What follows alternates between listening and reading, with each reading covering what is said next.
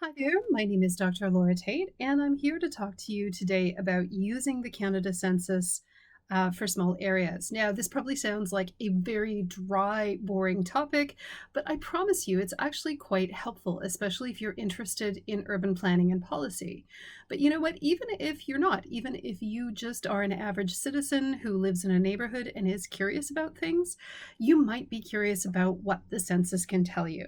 So, my guide here is really intended to help you make sense of what can sometimes be some confusing websites. Statistics Canada compiles a lot of information and has a huge job. And sometimes, as they rush to get information out to us because they know people are waiting for it, they often can put things all up together and it's a little hard to wade through. So, here we go. Let's start by talking about what the census is. It starts off as a count of people in Canada, and we've been doing this for well over a century, just finding out how many people there are, where they live. And as the years have gone by, different additional questions have been added to census forms. So questions include things like, how old are you? What is your gender? What languages do you speak? What is your ethnicity, your income, employment status, and so forth.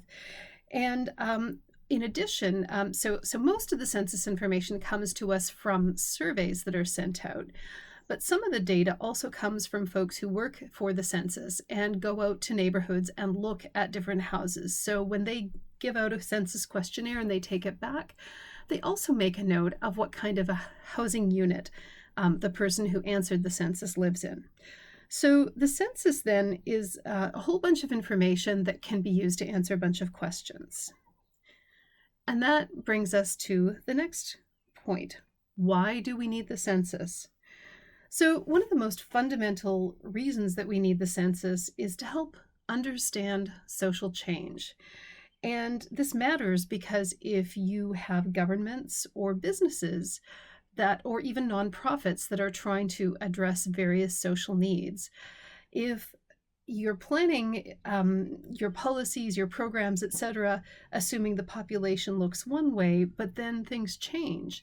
For example, you can have people who are staying in the workforce longer or leaving the workforce earlier, and that creates several other compounding social changes. Understanding when that's happening, understanding when there are major shifts, really can help governments, businesses, and nonprofits to plan more effectively. More specifically, there are kinds of services that can benefit from understanding, how many children we have in an area. So schools, how many older folks there are, hospitals, transit usage. There are also questions on commuting patterns in the census. So quite often, that can be very valuable for transit agencies. Another thing you'll see here on this slide is that it can really help us a lot if we're interested in comparing areas to get a sense of how the neighborhood we're interested in might look and feel compared to another one. Now, obviously, we have our own perceptions, and if I'm in one neighborhood A and I travel to neighborhood B, I might feel very differently. And some of that might be to do with physical things, but also there's a social component. And the census can help us get a better understanding of why things feel different. For example, if in one community you see that there are a lot of children hanging around, and in another community things are quieter, and you also notice, well, there aren't as many children, that helps you get a sense of the difference between the neighborhoods. These are very, very oversimplified comparisons, but this helps give you a sense of what the census can do for you. A final thing that the census can do is help give us a base for future projections, and I will be tackling how to use the census and projections in a separate video. Just to be super clear, the census can help you do a lot of different things if you're a city planner or in a related field.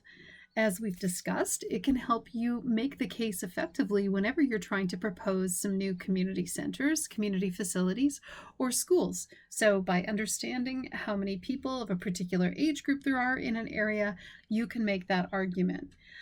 You can also help with better meeting new housing needs by identifying areas which are growing faster than others and where you might have particular need for more housing units of a specific kind.